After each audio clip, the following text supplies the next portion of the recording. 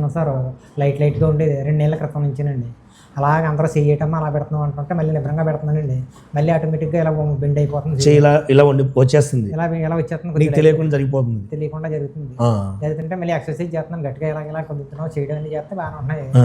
రాగా ఏది డిఫరెంట్ ఉందో కనిపెడతామని ఇలా చెయ్యటి చూస్తే ఈ మండ తిరిగినట్టు ఈ మండ ఇలా వస్తలేదండి వెనక్కి, బెండ్ అయిపోతుంది, బెండ్ అవుతుంది, ఆటోమేటిక్గా స్లో అయిపోతుంది, రైటింగ్ స్లో అయింది, ఫుడ్ తినేటప్పుడు కూడా స్లో అయిపోతున్నాం, ఫుడ్ స్లో అవుతుంది, తాపితే మాలు తీసి ఇలా కూరాలి కదండి, కూరేటప్పుడు కూడా తాపిద వేసినప్పుడు స్లో అవుతుంది. మన కాకినాడ వెళ్ళింది సార్ రమణారావు గారు అని ఆర్థోపెడిక్.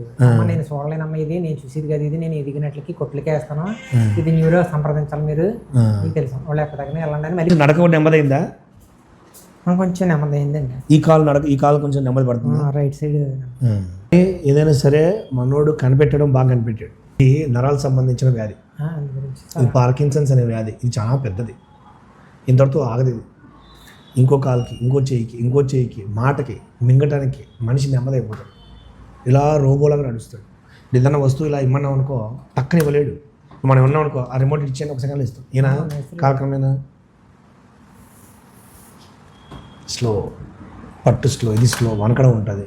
ఇవన్నీ పార్కిన్సన్స్ అనే కంపవాదం చాలా పెద్దది అయిపోద్ది.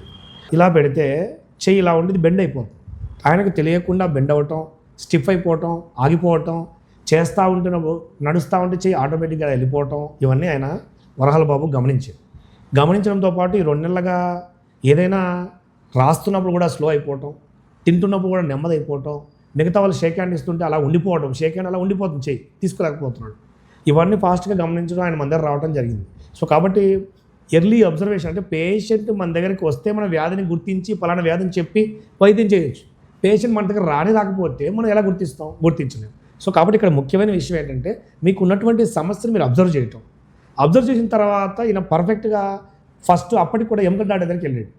ఎముకల డాక్టర్కి అట్లీస్ట్ ప్రాపర్గా గైడ్ చేశాడు, బాబు ఇది కాదు నరాలదని అని. నేను 2 months లోపల ఎముకల డాక్టర్ని కలవటం, ఇది న్యూరాలజీ ప్రాబ్లమ్ అబ్జర్వ్ చేయటం, ముందుకు రావడం జరిగింది. చాలామంది నాలెడ్జ్ లేక ఆర్ఎంపీల దగ్గరికి, ఎంబీబీఎస్ డాక్టర్ల దగ్గరికి మీరు ఈ వ్యాధిని ప్రాపర్గా ఐడెంటిఫై చేస్తే పర్వాలేదు, ఒకవేళ ఇంకో డాక్టర్ ప్రాపర్గా ఐడెంటిఫై చేసి పంపిస్తే పర్వాలేదు.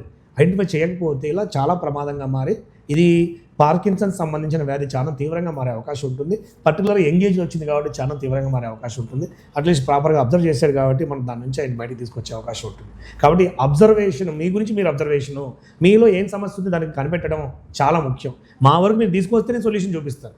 సో కాబట్టి బాగా అబ్జర్వ్ చేశాడు, ఆయన అప్రిషియేట్ చేయాలి మనం.